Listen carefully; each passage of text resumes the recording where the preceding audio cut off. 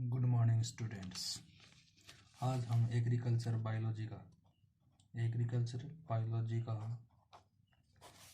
Class जो 10 है 12 है उसका लेसन नंबर 10 के बारे में स्टडी करेंगे। लेसन का नाम है अर्थवर, जिसको हम नॉर्मल भाषा में किसान का मित्र या केचुआ भी कहते हैं। कौन से संघ का प्राणी है? संघ एनेलिडा का। एनेलिडा संघ का प्राणी है। वैज्ञानिक नाम क्या है? फेरेटिमा प्रोस्तुमा। क्या नाम है? फेरेटिमा। टोटल जो हमारे 12 जो संघ बनाए गए हैं किसके? जंतुओं के। तो नाम सुने होंगे आपने क्लास 11th में। Protozoa, Porifera, Coelenterata, Ctenophora, Platyhelminthes, Aschelminthes, Mollusca, Annelida, Arthropoda, Echinodermata, Hemichordata और लास्ट है कोडेटा। हम किस में आते हैं? कोडेटा में आते हैं। इसी प्रकार ये केचुआ किस में आता है? संघ एनेलिडा। तो सबसे पहले क्या नाम है संघ का? नाम संघ एनेलिडा। नाम क्या है? फेरेटिमा प्रोस्तुमा। अगर आपको चाहे जंतु जूलॉजिकल नाम पूछ ले, चाहे वैज्ञानिक नाम पूछ ले, तो ये सेम ही नाम है, याद रह जाएगा। अब चलते हैं द्विपार्श्व समिति। ऐसी समिति जिसमें एक निश्चित एंगल से ही, एक निश्चित एक्सिस से ही किसी जीव को 2 बराबर भागों में बांटा जा सकता है, जिसके लगभग आधे भाग हो जाए। तो इसको ऐसे काटेंगे तो ही 2 ही बराबर भाग, ऐसे काटेंगे तो ये पार्ट, आगे वाले खंड जो मेन खंड है वो इधर आ जाएंगे और लास्ट वाले खंड इधर। अगर यहाँ से काटे तो ही इस केचुए के 2 बराबर भाग बनते हैं। तो ऐसी समिति को बोलते हैं द्विपार्श्व समिति। वैसी समिति मुख्य 3 प्रकार की होती है: असमित, आर्य समित, द्विपार्श्व समित। याद रह जाएगा। इसका शरीर बेलनाकार होता है, तांबे जैसा ताम्रवर्ण, और बरसात के मौसम में केवल रात को दिखाई देते हैं। शरीर कितने खंडों का बना होता है? 100 से 120 खंडों का बना होता है शरीर। अगर लंबाई देखें तो 150 मिमी का अर्थ होता है 15 सेंटीमीटर लंबा होता है, और 3 से 5 मिलीमीटर मोटा होता है, या आधा सेंटीमीटर मोटा होता है। 100 से 120 खंड पाए जाते हैं। पहला जो खंड होता है, अगर देखें हम, मेन खंड इसके क्या होते हैं? 18 तक के होते हैं। आगे वाले तो फिर कंटिन्यू वैसे ही चलते रहते हैं। पहले खंड पर यहाँ पर एक स्पेशल पार्ट निकला होता है, जिसे क्या बोलते हैं? प्रोस्टोमियम। क्या कहते हैं? प्रोस्टोमियम कहते हैं। पहले खंड पर जो पार्ट निकला रहता है उसको क्या बोलते हैं? प्रोस्टोमियम। इसी के नीचे पहले खंड पर जो बाहर ऊपर छज्जा सा निकला होता है उसको बोलते हैं प्रोस्टोमियम। उसी खंड में, पहले खंड के नीचे ही क्या होता है? एक चक्री सी होती है जिसको बोलते हैं परितुंड। इस परितुंड में क्या पाया जाता है? मुख पाया जाता है। क्या पाया जाता है? मुख पाया जाता है। अब और मेन जो क्वेश्चन है, जो 14 इसका 3 खंड है, 14, 15, 16, ये 3 खंड इसके मेन है। ये इसमें बीच में भित्ति नहीं पाई जाती, देखो कंटिन्यू है, और सभी में मैंने बढ़ाई है। इसमें 3 में अंदर वाली बीच में पट नहीं पाया जाता। इस क्षेत्र को क्या बोलते हैं? क्लाइटेलम कहते हैं। क्या कहते हैं? क्लाइटेलम। इसकी दीवार के द्वारा जो ये क्लाइटेलम है, हिंदी में इसको क्या बोलते हैं? क्लाइटेलम कोई प्राणी का बोलते हैं। इसकी जो बाहर वाली त्वचा वाली भित्तियां ना विशेष प्रकार का स्राव करती है, जिससे आगे किसका निर्माण होता है? कोकून। कोकून क्या होता है? जिसमें अंडे रखे जाते हैं और वहां पर ही निषेचन की क्रिया होती है। बाह्य निषेचन होता है। केचुए में कौन सा होता है? बाह्य निषेचन। कोकून में क्या होता है? अंडों का निषेचन होता है, वहीं पर आगे जीव का डेवलपमेंट या विकास होता है। इसी प्रकार इसके 5वें, 6ठे, 7वें, 8वें ये 3 खंड बनाए ना, देखो 5वें, 6ठे, ये 5वां, ये 6ठा, इसके बीच में रेड कलर का बनाया। इसी प्रकार ये तो 4 खंड होते हैं: 5वें, 6ठे, 7वें, 8वें, 8वें, 4 जोड़ी क्या पाए जाते हैं? ये डब्बे से बने होते हैं, जिनको बोलते हैं शुक्रदानी रंध्र। क्या बोलते हैं? शुक्रदानी रंध्र बोलते हैं। शुक्रदानी रंध्र कहते हैं इन्हें, याद रह जाएगा। इसमें निषेचन के समय क्या होता है? जो मैथुन की क्रिया होती है उस समय शुक्रदानी रंध्र, या इसको बोलते हैं शुक्राणु दानी भी बोलते हैं, इसमें शुक्राणुओं का संग्रहण किया जाता है। इसमें केचुए में मादा जो जनन छिद्र होता है वो 14वें खंड में पाया जाता है, और नर जनन छिद्र या जो नर जनन भाग होता है वो 18वें खंड, या नर जनन छिद्र 18वें में, मादा 14वें में। ये क्वेश्चन पूछा जाता है कि केचुए में नर जनन छिद्र कौन से खंड में पाया जाता है? 18वें में, मादा जनन छिद्र 14वें खंड में। शुक्रधानी रंध्र कौन से खंडों में पाए जाते हैं? 5वें, 6ठे, 7वें, 8वें और 8वें, 9वें, 4 होते हैं। अगला आता है, इसमें चलने के लिए क्या होते हैं? छोटे छोटे हेयर लाइक स्ट्रक्चर होती है जो दिखाई नहीं देती, जिनको क्या बोलते हैं? सूक। तो यहाँ से सूक ये नहीं पूछा जाएगा सूक का कार्य, आपसे ये पूछा जाएगा जेठ में क्या पूछा जाएगा कि कौन से खंडों में सूक नहीं पाए जाते हैं, प्रथम, अंतिम और क्लाइटेलम को छोड़कर। तो क्लाइटेलम कौन सा हो गया, 14, 15, 16 को छोड़कर सभी खंडों में क्या पाए जाते हैं, सूक पाए जाते हैं। इन तीन, तो वैसे तो 6 खंड हो गए, ये पहला, अंतिम और 3 ये बीच वाले क्लाइटेलम वाले, तो 6 खंडों में नहीं पाए जाते और सभी में पाए जाते हैं। किसका कार्य क्या है, गति का कार्य। इसी प्रकार मैथुन के समय हेल्प करते हैं मैथुन क्रिया में, उन्हें बोलते हैं जनन अंकुरक। तो कितने जोड़ी होते हैं, 2 जोड़ी होते हैं, 17वें खंड और 19वें खंड में मैथुन के समय चूसक का कार्य करते हैं। वैसे अगला चलते हैं आंतरिक संरचना में, इसके अंदर क्या क्या कैसी संरचना होती है। तो श्वसन तंत्र, कोई विशेष प्रकार का श्वसन तंत्र नहीं पाया जाता है, केवल त्वचा द्वारा ही इसमें श्वसन की क्रिया होता है।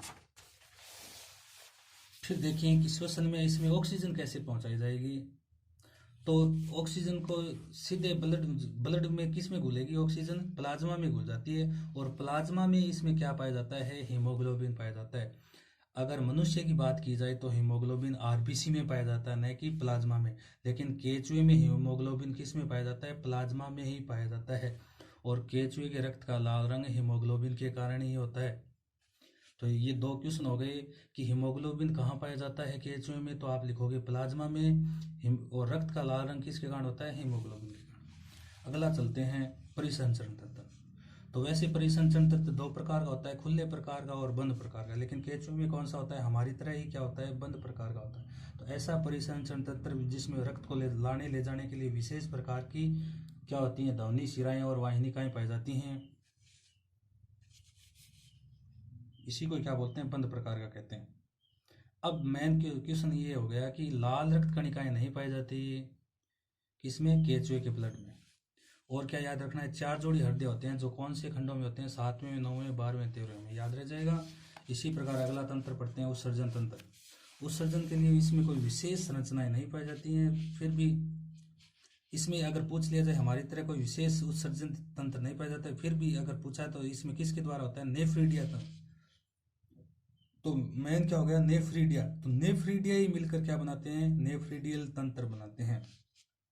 आपसे क्वेश्चन जेट में ये पूछा जाएगा प्रथम 3 खंडों को छोड़कर, तो कौन से खंडों में नेफ्रीडिया नहीं पाए जाते हैं, प्रथम 3 खंडों को छोड़कर शेष सभी खंडों में प्रत्येक खंड के भाग में क्या पाए जाते हैं, नेफ्रीडिया पाए जाते हैं। प्रथम 3 खंडों में नहीं पाए जाते हैं, याद रह जाएगा। और कैसी पाली युक्त बने होते हैं, सीधी पाली और कुंडलित पालियों से बने होते हैं। कार्य के आधार पर अगर देखें तो इसमें नेफ्रीडिया 2 प्रकार के होते हैं। ऐसे नेफ्रीडिया जिनकी जो ये पालियां हैं सीधे शरीर से बाहर आके खुलते हैं, तो उसे बोलते हैं बहिर्मुखी नेफ्रीडिया, जो त्वचा में बाहर आके खुले। दूसरा अंतर्मुखी, जो आहारनाल के अंदर खुलते हैं, उन्हें बोलते हैं अंतर्मुखी नेफ्रीडिया। और इन्हीं के कारण इनकी त्वचा क्या बनी रहती है, नम बनी रहती है, चिकनी बनी रहती है, सूखती नहीं है। अब आता है तंत्रिका तंत्र। तो हमारी तरह भी इसका तंत्रिका तंत्र 3 भागों में बंटा होता है, केंद्रीय तंत्रिका तंत्र, परिधीय तंत्रिका तंत्र, अनुकंपी तंत्रिका तंत्र। लेकिन हमारी तरह विकसित प्रकार का नहीं पाया जाता है। केंद्रीय तंत्रिका तंत्र में 2 ही भाग होते हैं, एक तो तंत्रिका वलय और एक तंत्रिका रज्जु। याद रखना है केंद्रीय तंत्रिका तंत्र में कौन कौन से भाग होते हैं, तंत्रिका वलय और तंत्रिका रज्जु। इसी प्रकार परिधीय तंत्रिका तंत्र में क्या होती हैं, 8 से 10 जोड़ी क्या निकलती हैं, परिधीय तंत्रिका तंत्र से 8 से 10 जोड़ी तंत्रिकाएं निकलती है। बस इतनी लाइन याद रखनी, कितने जोड़ी, 8 से 10 जोड़ी। हमारे 12 जोड़ी होती हैं ये। और क्या होती हैं ये तंत्रिकाएं, कहाँ जाती हैं, स्किन में आ जाती है, देह भित्ति में आ जाती हैं, प्रोस्टोमियम में आ जाती हैं, मुख गुहा में आ जाती हैं, और ग्रसनी तक फैली हुई रहती है ये तंत्रिकाएं। तीसरा भाग है अनुकंपी तंत्रिका। तो अनुकंपी तंत्रिका तंत्र में क्या बनता है, एक जालिका के रूप में होता है। किसके रूप में होता है, जो कहाँ तक फैला रहता है, मांसपेशियों के अंदर व आहारनाल तक फैला रहता है। कहाँ तक फैला रहता है, मांसपेशियों के अंदर और बाहर तक फैला रहता है। अब देखें इसका अगला जो सिस्टम है जनन तंत्र। पहला क्वेश्चन है एकलिंगी और द्विलिंगी किसे कहते हैं। द्विलिंगी ऐसे जीव जिनमें नर और मादा दो जनन अंग एक ही शरीर पर पाए जाते हैं, उन्हें बोलते हैं द्विलिंगी या उभयलिंगी, जैसे केचुआ।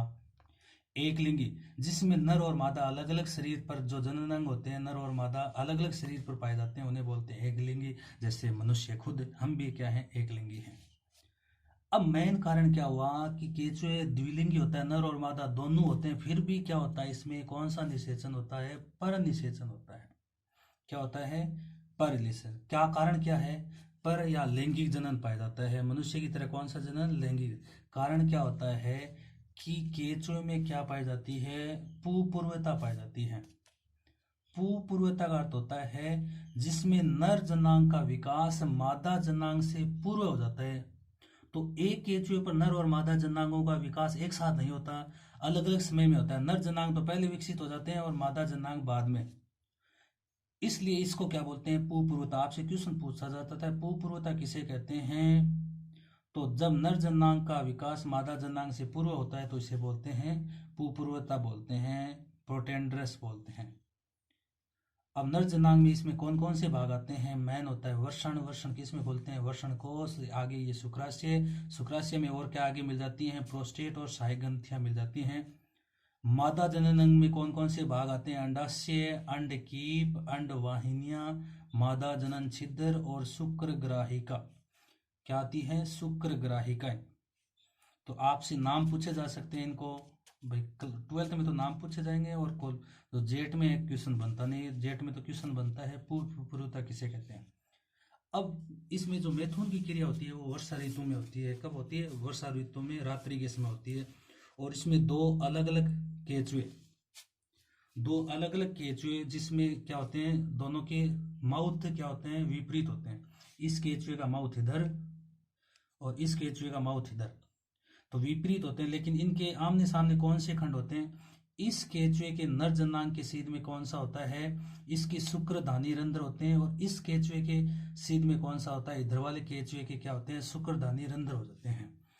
तो मैथुन की क्रिया के समय क्या होता है, नर जनांग छिद्रों के द्वारा किसको भर दिया जाता है, शुक्रधानी छिद्रों को खोलकर उसमें शुक्राणु भर दिए जाते हैं। क्या भर दिए जाते हैं, और शुक्राणु के साथ में प्रोस्टेट द्रव्य भी उसमें भर दिया जाता है। और इसको कहाँ पर संग्रहित कर लिया जाता है, शुक्र धानियों में या शुक्र ग्राहिकाओं में इनको संग्रहित कर लिया जाता है। फिर धीरे धीरे जहाँ पर कोकून का निर्माण हुआ था, जैसे ये मान लीजिए कोकून का निर्माण हुआ था यहाँ पर, ये मान लीजिए 3 खंड है 14 15, वो कोकून धीरे धीरे क्या होगा, विपरीत, केंचुआ इधर सरकेगा, कोकून इधर, तो वहां से क्या होगा, ये इधर से सरकता हुआ माउथ की तरफ से कोकून आएगा। और कोकून के सीध में जैसे ही 5वां छठा छठे 7वें 8वें 9वें वो खंड सीध में आ जाएंगे, तो वहां पर अंडाणु से क्या मिल जाएंगे, शुक्राणु मिल जाएंगे और कोकून बाहर जमीन पर आ जाएगा। और उस कोकून के अंदर ही क्या हो जाता है, निषेचन की क्रिया होती है। तो कोकून का निर्माण कौन से भाग से होता है, क्लाइटेलम के द्वारा। ये तो हमने पहले पढ़ लिया था। निषेचन की क्रिया कैसी होती है, क्योंकि निषेचन शरीर से बाहर ही होता है, कहाँ पर, कोकून में, तो इसे क्या बोलते हैं, बाह्य प्रकार का निषेचन। और मुख्यतः एक कोकून से एक केंचुए का निर्माण होता है, लेकिन कई बुकों में 1 से 6 केंचुए तक का निर्माण भी बताया हुआ है। तो ये था। और ये कोकून की क्रिया, ये निषेचन की क्रिया जब तक चलती रहती है जब तक शुक्र ग्राहिका से शुक्राणु समाप्त नहीं हो जाते। तो आज के लिए इतना ही। जय हिंद। अब इसके क्वेश्चन देखते हैं। केंचुए में कितने खंड होते हैं, 100 से 120 तक। केंचुए में विसर्जन किसके द्वारा होता है, नेफ्रीडिया के द्वारा। केंचुए में क्या एब्सेंट होता है, नेत्र नहीं पाए जाते केंचुए के अंदर। फिर अगला क्वेश्चन देखते हैं, आज जो हमने पढ़ा उसमें से केंचुए में विसर्जन किस अंग के द्वारा होता है, देह भित्ति, इसी को त्वचा ही बोलते हैं, देह भित्ति। क्लाइटेलम का कार्य किसका होता है, क्लाइटेलम कोकून का निर्माण करती है। और कोकून में क्या होता है, निषेचन की क्रिया होती है।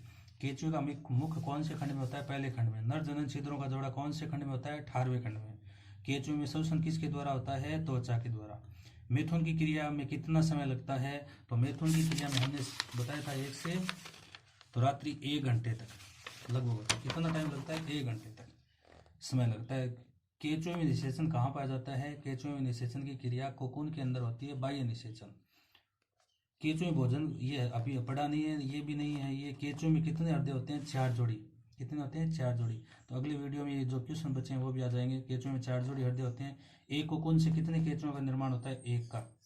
किसी एक केंचुए का वैज्ञानिक नाम बताइए, किसी एक केंचुए का। तो फेरिटिमा प्रोस्तोमा। केंचुए में कौन सा जनन पाया जाता है, लैंगिक जनन और बाह्य निषेचन प्रकार का। केंचुए के रक्त का आधार किसके कारण होता है, हीमोग्लोबिन के। आंतरमुखी नेफ्रिडिया कहाँ खुलते हैं, आहारनाल में खुलते हैं। तो ये क्वेश्चन आज बने हैं हमारे। अब इनका आप रिवीजन कीजिए, एक बार दोबारा देखिए, 2 बार देखिए वीडियो, 2-3 बार देखोगे तो आपको ये क्वेश्चन लगभग याद हो जाएंगे।